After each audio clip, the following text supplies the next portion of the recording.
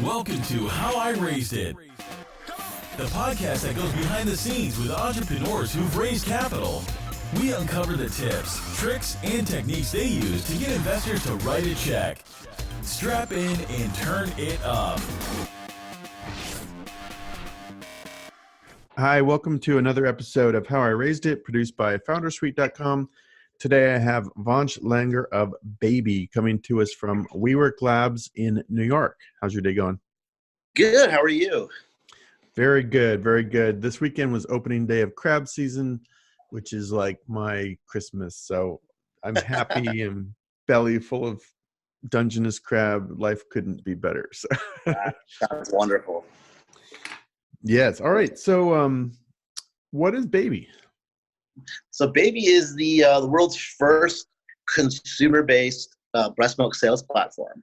We buy and sell breast milk direct to consumer, enabling parents who otherwise wouldn't have access to natural mother's milk to nurture their children the natural, wholesome way, while also empowering women to take financial control of their futures by creating wages for them for things they would otherwise throw away. So by utilizing that, we're able to ensure that the next generation of humans are actually being healthier and are getting off to the correct start. And we're also helping the current generation of mothers, with the costs associated with raising a child, which can be astronomical at these ages. Yeah, interesting. Well, I'm a formula-fed baby because I grew up in the 70s. I'm feel okay, but who knows what the potential could have been if I had been breastfed. No, it totally makes sense. And so where, so many questions, but where are you recruiting these moms and how are they? My terrible mind is like picturing like a farm of women hooked up to pumps or something. I know that's not how You're it not is. alone. You're not alone. No, we are a very socially conscious company. We pay all of our mothers top rate for their milk. And more importantly, we never sacrifice any child's ability to receive their own mother's breast milk for financial gain. Most of our mothers are actually surrogate mothers that sell to us. So they have the baby, they give the baby to their adoptive family, and then they're just, they have to recover before they have their next baby for their next family, but they pump all along. So all that milk now has a meaningful source for it to go to, and we pay the mothers for that time, effort, and product. But we partnered with the most major surrogacy networks in the United States, and there's 7 of them. And by being their official partner, now mothers know exactly where to give their milk, where to use it, how to use it, and how to get paid for it. By doing that way, we kind of ensure a steady stream of supply for all of our parents involved. That's interesting. And are they freezing it and sending it to your central facility, or are you almost like a peer-to-peer matchmaking network? It's frozen. It's sent directly to us. Then we pasteurize it, repackage it, batch it, and ship it back out. Interesting. Yeah. I remember when my kids were little, we bought a freezer, and my wife who works she doesn't listen to this show, I don't think. So hopefully this isn't too much, but she would like pump while driving or commuting and then freeze it. And we had and then I could unfreeze it and feed my kids while she was working. Like it was a whole system. We had a freezer full of milk. And then I think at the end, I don't know what we did with it because I know we had more milk than we could deal with. So I totally get the your wife is blessed that she had the production capability. I mean, so many mothers have to struggle with production, and it's a heavy guilt forming function not to be able to nurture her own child. Anecdotally, my sister gave birth to my niece. She's now 9 months, and for the first month, I was not aware of this, but she was barely being able to breastfeed her, and she was using formula. I was like, well, your brother runs a breast milk company. It's my niece. I can help you out. But she had such strong guilt around it because not being able to nurture her own child. She didn't tell me. So thankfully we found out, I keep in contact with her quite often. So we were able to get my niece, her own milk supply from us. And she was raised to this day on breast milk because of that. Before BBy, that was just simply something that unless she had a friend in the area that, had excess or had a freezer left over like you guys did, there would have been no way she would have to use formula. Are there informal almost mini marketplaces that have sprung up maybe in a local region, like around a mother's group that sort of have done this, or are you guys? Yeah. So there are the quote unquote Wild West or black market of breast milk marketplaces. Craigslist is a very popular one. Facebook groups for moms and I guess dads, those are very popular. However, being a physician myself, I wanted to do this because I found out what people were going through to get this in the hospital. And I was kind of horrified that there's no testing, there's no security, there's no reliability, there's no safety regulations, and they're paying crazy amounts of money for it. So we wanted to create a place where parents could feel self-assured and secure in the knowledge that not only are they getting 100% mother's milk, they're getting mother's milk that's been pasteurized, but safety tested. All the mothers on our platform are blood tested every 30 days to ensure that they don't have any sort of disease that could pass on to any other infant, and that we're pasteurizing all of the milk, just like we do dairy standards for like cow's milk, in large groups. So we're actually making stronger milk because all of the immune factors that are in the milk are being added together and making a community effect, herd immunity. So that's how it started. So certainly, when we started and I saw that, on Craigslist, there's a mother that will trade you, a gallon of milk for like a bottle of booze. It's like, well, we're a little counterintuitive here, So it all started. And honestly, the goal was to create healthier infants. So many hospital-based and community-based infections are completely protected in infancy because mother's milk has the immune factors needed to protect them. However, if you're formula fed, there's a strong chance that you can pick up a community-based or a hospital-based infection purely because you don't have the immune factors in your system until you're older and your body naturally starts producing them. I had so many infants die in the hospital from things like RSV, which is respiratory syncytial virus, which is a cold almost, or enteric colitis, which is diarrhea, just wither away, go from healthy 10, 12-pound babies down to 4 or 5 pound, bones and die. And it's extremely disconcerting to see a 2-month-old infant die. And that was my goal, was to ensure that never happened again, at least not on my watch. Yeah, I was going to ask about the sort of origin story or where you came up with this idea. Is it just from your experience were you a pediatrician or what were you doing? I was in training. So that was my ultimate goal. And then we started this and I had a higher calling. So. And so I guess where did the idea come from to actually create this market?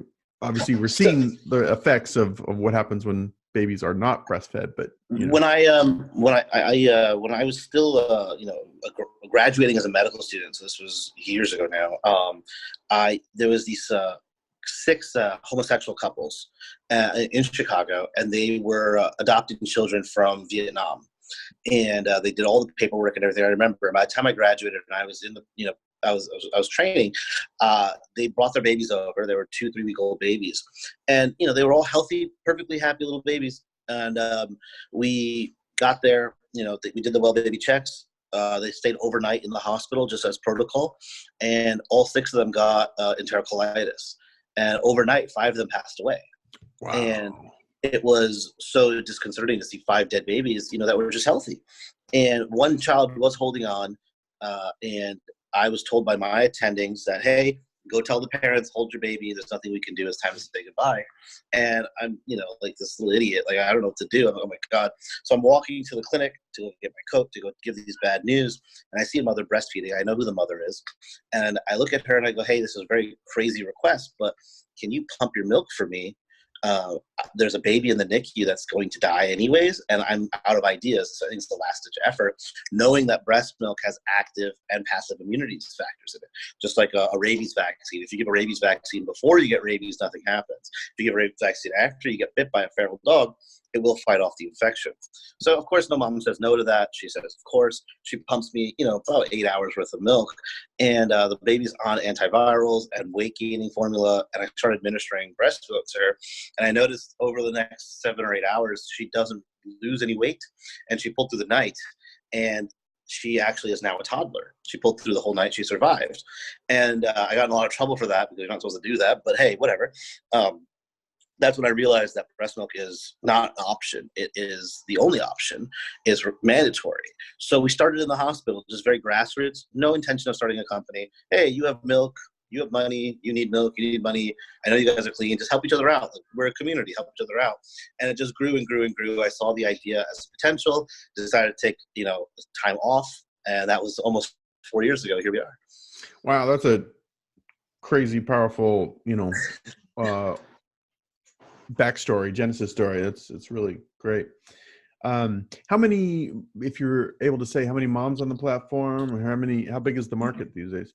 We have over 10,000 total members on our platform now. Wow. Yeah, huge. so about 60-40 split, and selling to sellers to buyers. Do you have, one of the challenges of any market, of course, is like maintaining an equilibrium of supply and demand. Is it fairly balanced, or do you have? Well, we created. It used to be artificially limited to 60-40%, but since we started using this exclusive surrogates network play, that we have just kind of gotten so much milk that we actually have a 2-3 month supply just on hand at any given time now, because we get so much milk from these moms that have no need for it. So it's kind of lending itself to a 60-65-35 split anyways. We have a lot of buyers, but we just, we're very lucky that we have a lot of milk on hand right now. Cool. All right. Well, congrats on getting this much needed thing going. Talk about fundraising. How much have you guys raised over how many rounds? So we just did our seed round for $2 million. We had done about $400K before that in first money in, angels, friends, and families, is that nature. So we just did our $2 million seed, in the process of probably raising a post seed of $1 million right now as well. Okay. And was that seed VCs, angels? Institution, combination of both, yes. We have a main lead and then a couple of angels. So talk about putting that round together, because it's a great idea, but it's such a outlier from, most startups seeking capital. Talk about how you kind of started to identify people who would even take your call. Well, so one nice thing about our story is, or at least our product, is it's so out there that I think everyone wants to at least take the initial call, because it's just so not what they've heard. Yeah. The one really, really bad thing about our product idea is that it's so out there that no one really knows what the hell to do with it. Yeah. It really does require first of all, it requires someone who has parents in their fund to at least understand why this is important. You can spout the financial benefits of what makes Baby click so well all you want, but really at the end of the day, it's the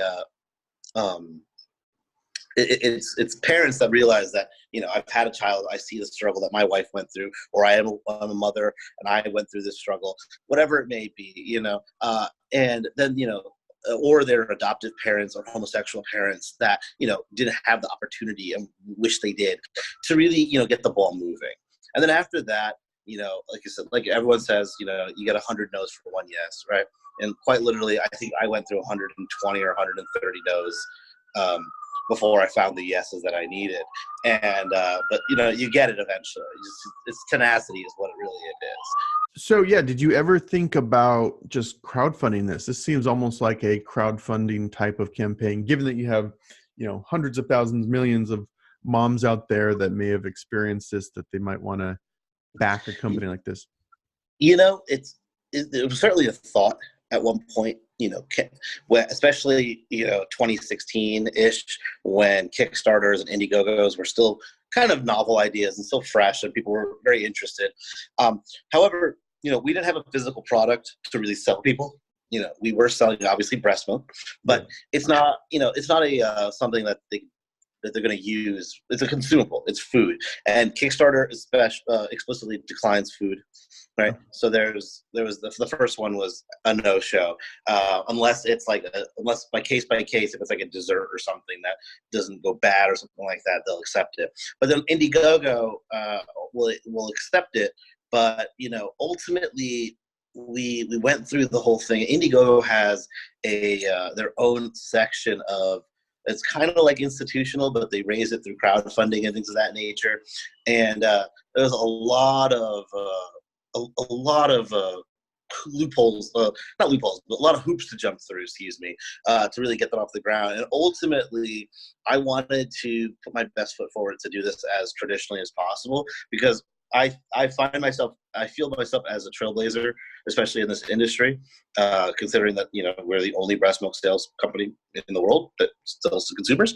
But also breast milk and breastfeeding as a category in the whole is very emerging and new, and legitimizing it through the eyes of investors, through going through institutional rounds and going through angels and stuff, seemed like a very important thing to do, especially not only just for my own credibility right now, but moving forward as we try to raise more money. Yeah, it's interesting. Yeah. How do you mentioned, like, 120 no's to get to some yeses. How do you even put together 120 people who would look at this? Like, I wouldn't know where to even start building that target list, and identifying VCs who would play in this. Is it consumer product goods? Is it marketplace VCs? It is consumer. No, honestly, we're a consumer good. Uh-huh. So, because we're not a marketplace, we don't connect people. There's no peer-to-peer aspect. Initially, we started as a peer-to-peer program, but quickly realized that population density is just as important as population demographics. And outside of New York City or San Francisco or Chicago, there's just not the density needed to support a program of this nature. We were getting hundreds of requests a day at the time in small cities like Montana, Kansas, with Philadelphia, things of that nature, places where I'd love to send you milk. That would be great, but we just don't have anyone in the area.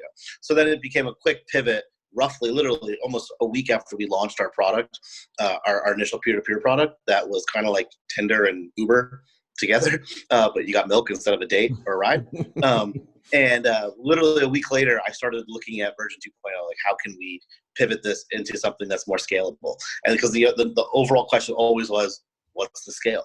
How do you scale it? And it's like, well, look, we make so much money by taking fees that, even if we're in 10 cities, we'll be making lots of money. It's like, yeah, but that's not a real, not the main goal. Making money obviously is important to every investment and every venture, but are you really promoting wellness and breast milk to the larger world as a whole if you're only in 10 cities? Not really, right? Mm-hmm. Is there proper scale in other ways?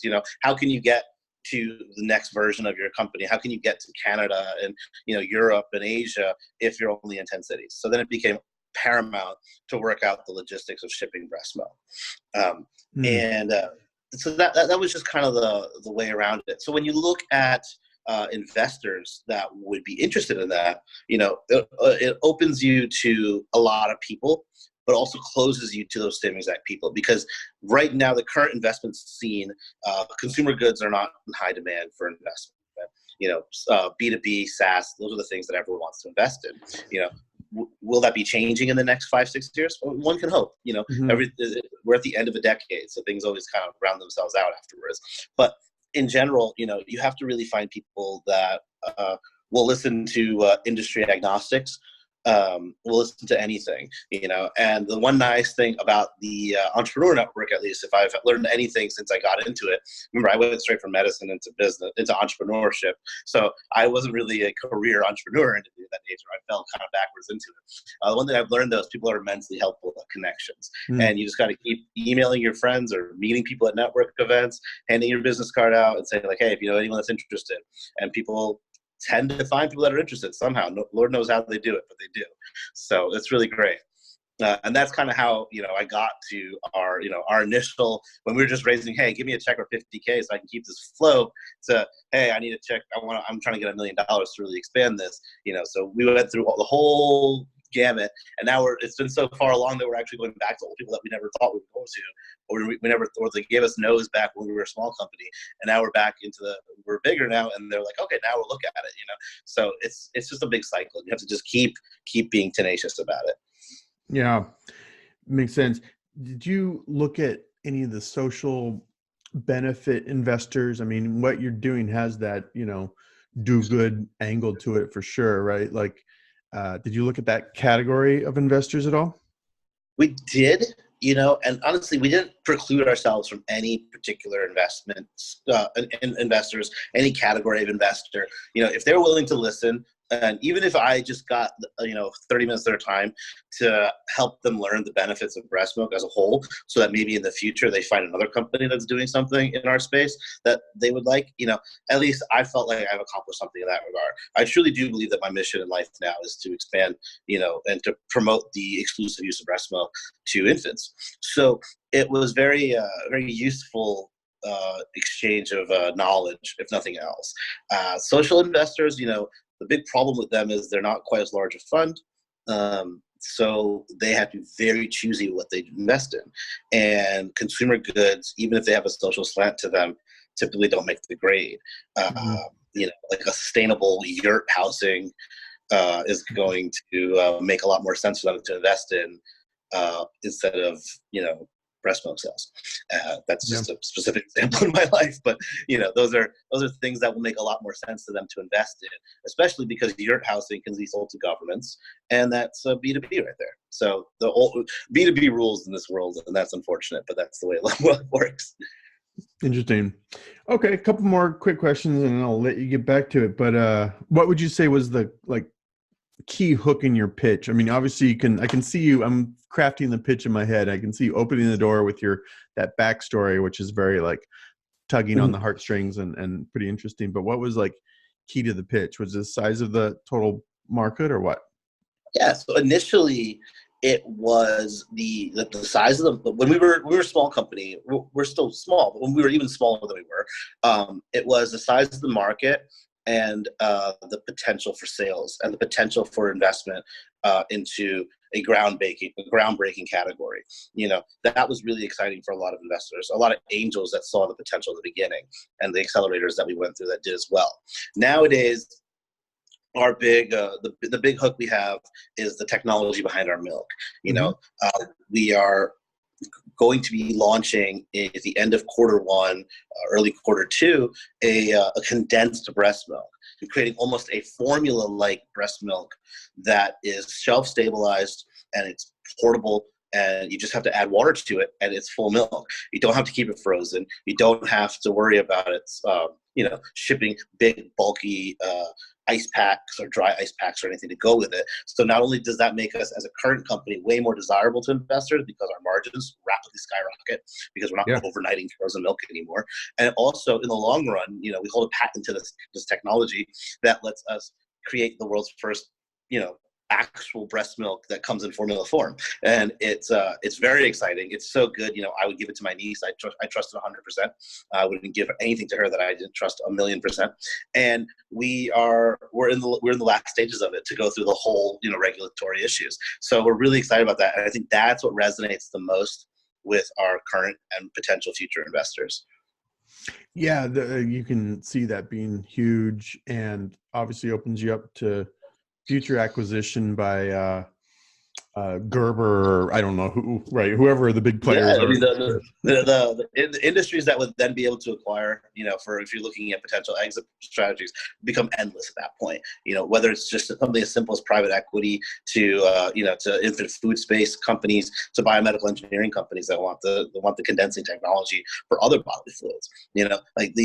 The ability to then use that for other reasonings becomes limitless. And I think our current investment scheme is starting to see that. Will it be, and maybe you don't want to share this, and it's okay, it will be a powdered form that you reconstitute with water, or is it condensed? It's not powdered, but it's more similar to like a pancake batter.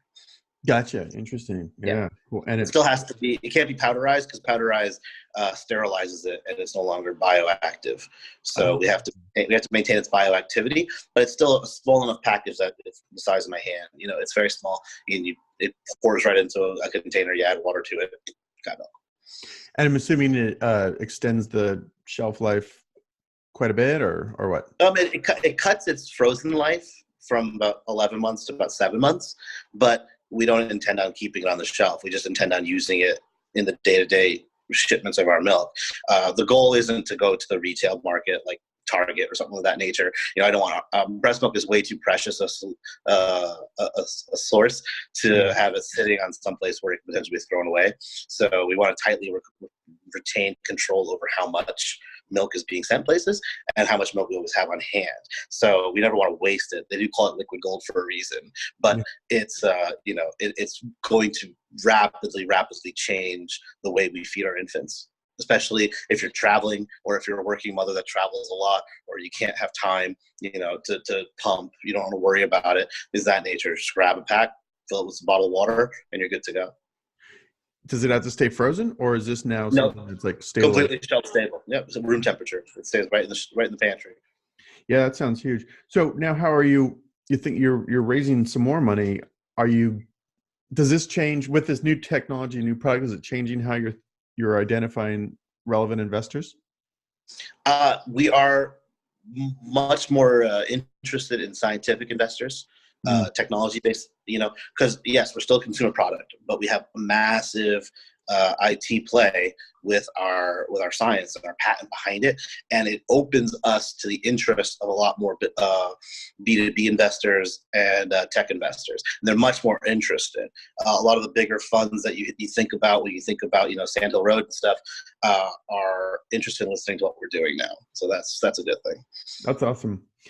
And you're part of WeWork Labs. How's that going? And that's great. Like I said, we have our, I have a remote facility and everything, so I don't get to spend too much time there. But it's always nice to go there.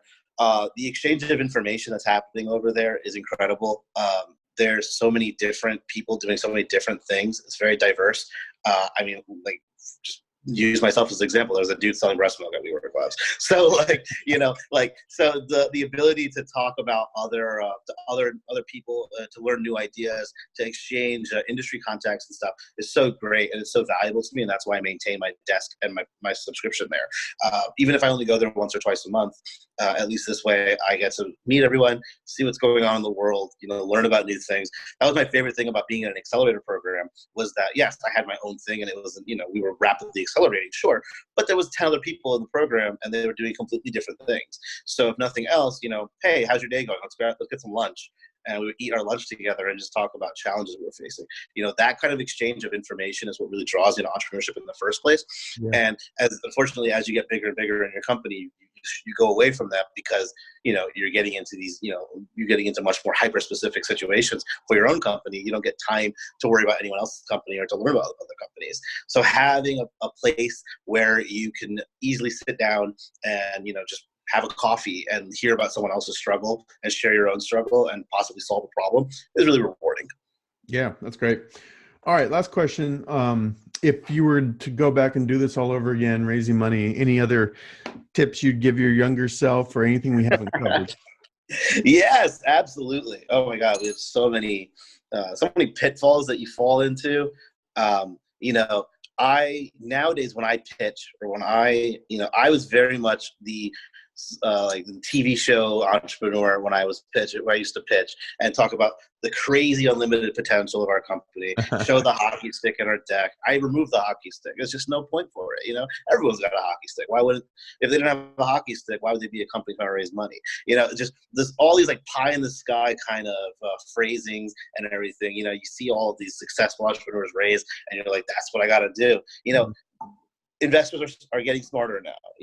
I don't know if they're as smart as entrepreneurs, but they're getting smart. They're getting smarter now. They recognize that data is what's driving companies way more than bold claims, and making claims that you potentially can back up in theory versus claims that are solidly grounded in reality is so much more valuable, especially if you're trying to present a current and future snapshot of why investing in this company at this exact moment in time works. So if I was to go back to 2017 when I was first really raising, and we were raising small amounts back then, peanuts when I would think about it now, it would be all about what 2017 has accomplished so far, or what we did in 2016, and what, and what this major pivot. So while we were pivoting from the peer-to-peer marketplace to exclusively direct-to-consumer, what the direct-to-consumer really opens up for us, and why that kind of logistical change makes so much sense, and how that kind of awareness will change the entire dynamic of how we think of breast milk and how we think about the sales of a frozen product in general. I would really do that. And I wouldn't, I was very open in the beginning to going to networking and things. And then as I got my network bigger, I kind of cooled off on that. I would encourage everyone, especially myself back then, to never say no to an event. Make yourself available to as many things as you can. If you have to travel to other events, go for it. But to stay away from big conventions, to stay to things where or maybe 50 people. But, either you're the belle of the ball because you're the one presenting, or you have an opportunity to really network with people because there's only 50 people there. They got to talk to everyone. It was really exciting to go to TechCrunch Disrupt. Very exciting. Did I meet anything meaningful from there? Absolutely not. There's hundreds of thousands of people. When we pitched at South by Southwest in 2018, and that was really exciting. And the reason why South by Southwest worked for us so well was because we were one of the actual presentations there. So people wanted to actually talk to us. Had I went to South by Southwest and watched that presentation, what would I have gotten out of it? Oh, look, that's a cool entrepreneur. But I would never have made the connections that I made there in that form. Yeah. So definitely stick to smaller venues where you can shine. That's absolutely my paramount advice I give anyone that's starting now. Yeah, that makes sense. Yeah, we went to Web Summit, I think, which is maybe the largest one right after. Oh my God, that was in Portugal. That was such a thing. That was the thing, all right. It was crazy. It wasn't very useful, like you're saying. It was kind of like overwhelming and didn't really meet too many folks that were good. Okay, well, not to end on that note. Great. This is a pretty exciting story. If people want to learn more, it is BBymilk.com. Yep, BBymilk.com. Yeah, great. And download our app on the iOS and Android app stores, the Google Play Store, Android Apple App Store, and our Instagram handle is BByCares, where all the up-to-date information is posted, especially in our stories and whatnot. That's probably the best ways to get all the information. BByCares on Instagram. Anything you want to plug or promote, or I guess recruiting more moms or anything?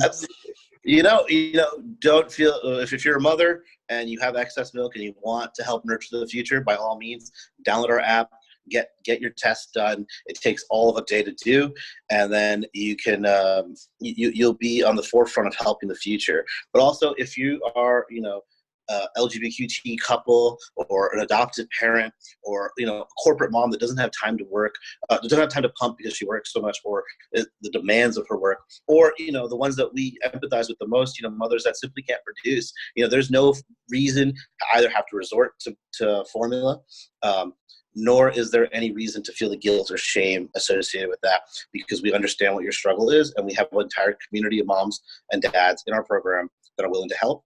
And we'll get you the support needed, and we'll get you the product needed for your child. And while, yes, of course, we're a little more expensive than formula, that's obvious. Look at the math behind our product versus the actual premium formulas. We're not much more, and we're the real deal. Yeah, good. All right, Vansh, this is great. Thanks so much. Good luck on raising this next round, and we'll catch you after that happens, okay? Thank you very much. Cheers.